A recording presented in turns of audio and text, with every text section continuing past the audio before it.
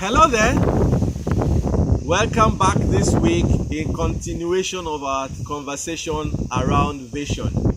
We've introduced it, we've defined it, we've shown you how important it is, and last week we had 5 in 5 steps that will help you in creating a compelling vision for yourself.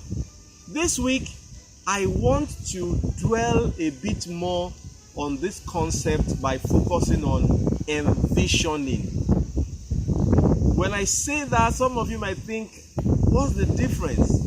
Envisioning speaks to steps, actions that you are taking to bring that vision more alive even before you can feel it or touch it.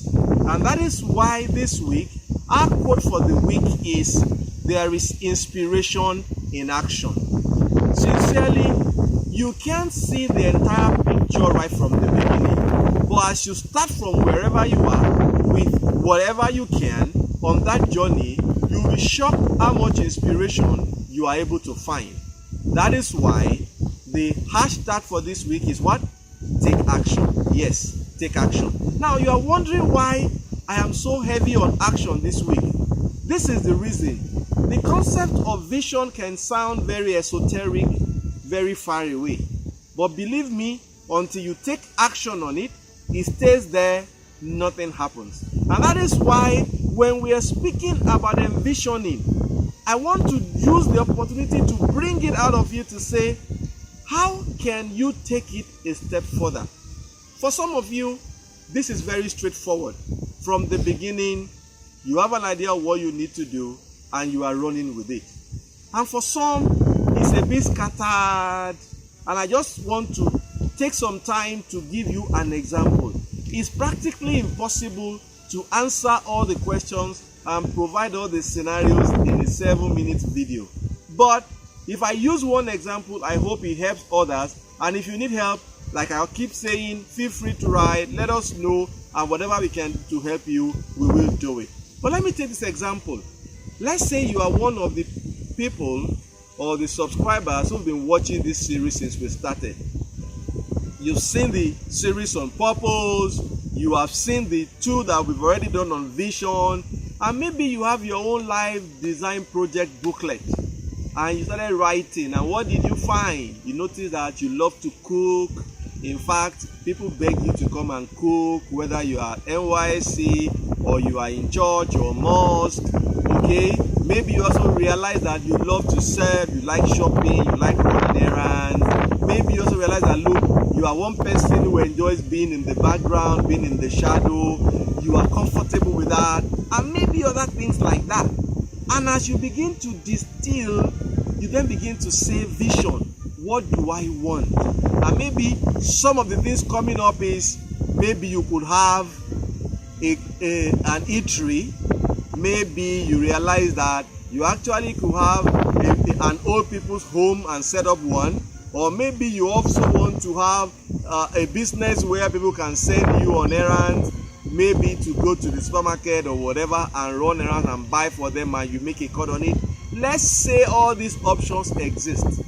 The next question is, how can you bring this vision alive? How do you move it from that your jotter to something that looks more within your reach? Watch out for something in your life. Usually, if you have found your purpose and you have crafted the relevant vision, there is always a starting point. There's always a handle around you through which you can grab that vision. Maybe you know somebody who owns an eatery right now. Yes, that's your own envisioning. Why not approach him or her? Volunteer to go serve there. Go there, work, possibly sit in meetings, possibly deliver your service free. Do you know what you are doing? You are serving your apprenticeship. And in that process, what will you find? You begin to see how things are done. You begin to see what works, what does not work. All of a sudden, that dream that looks so far away, what will you find it to be? Close by, within reach. Maybe you even now realize, oh, there's actually a shop in front of my mom's apartment that I can start with this. Maybe you also thought I can actually be cooking and be doing home delivery. The closer you can get to that vision from a conceptual point of view, the easier it is for you to get going with it.